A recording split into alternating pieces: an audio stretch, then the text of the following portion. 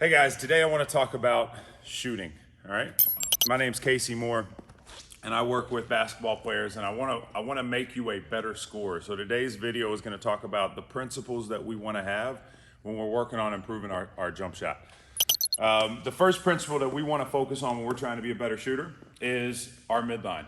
So anywhere I go, I want to make sure I can always keep it in the middle. And when I say it, that's the feel of my body. I want to always have control and feel like I'm in a physical advantage when I am getting ready to go into a shot. Whether that's me catching off a pass or that's me moving off of a pass or off the dribble, I always want to make sure that I can keep it in the middle. If I get my knees too far forward, my weight is back behind me. I don't have midline. I don't have it in the middle. I'm not in a physical advantage. If I lean too far forward and get caught off my midline, that's a way that I'm gonna lose my physical advantage. Before I even take my shot, my likelihood of making it goes way down. So if I can always keep my midline and then make sure I square my feet, I'm gonna have a much better shot of being squared with my hips when I go into my shot. So that's one of the most important things is, can I keep my midline and can I square my feet up to the spot that I like them in? For me, it's not dead on, it's at a slight angle.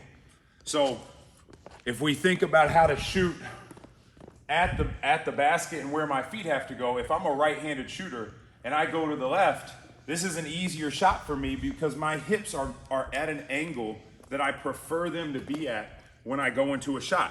My hips aren't pointed at the rim here. They're pointed at a slight angle. For me, it's about 15 degrees. The important thing is I want to make sure that angle stays the same whether I'm shooting to the left or to the right.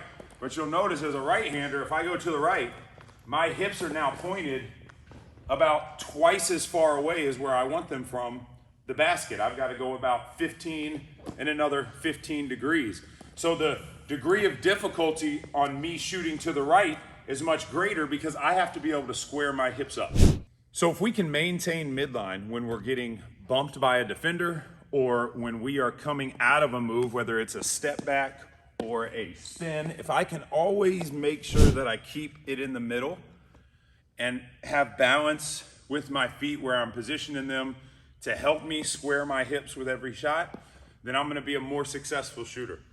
The second piece to the being a good scorer and having consistency with your jump shot is where we take this ball.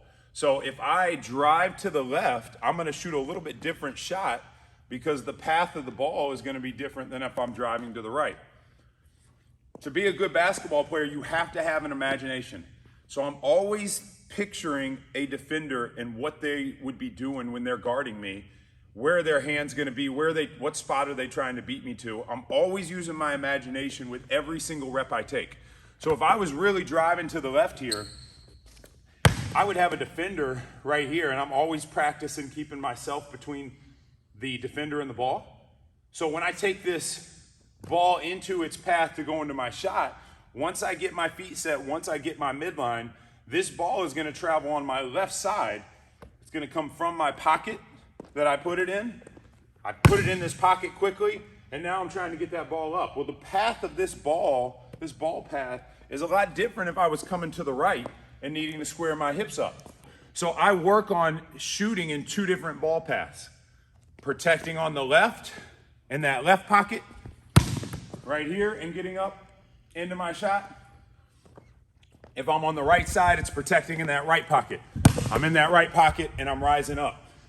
And you'll notice how I get this ball up quickly. I want to make sure that the ball gets into that pocket that I want to shoot from as quickly as possible, preferably before I rise up into my jump.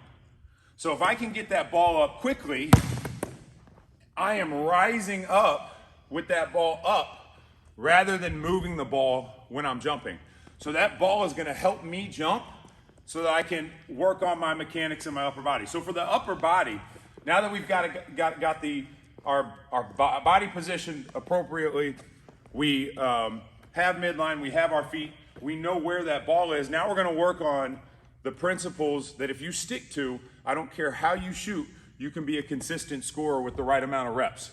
So once I go into my shot, I don't even look at my elbow. It's in my peripheral. But I want to make sure that my elbow is up at the rim. The more up I get this upper arm, the more consistent I'm going to be able to shoot, okay? I don't want my upper arm down. I want that upper elbow high. If I can extend at the rim when I shoot, I'm going to be a consistent shooter.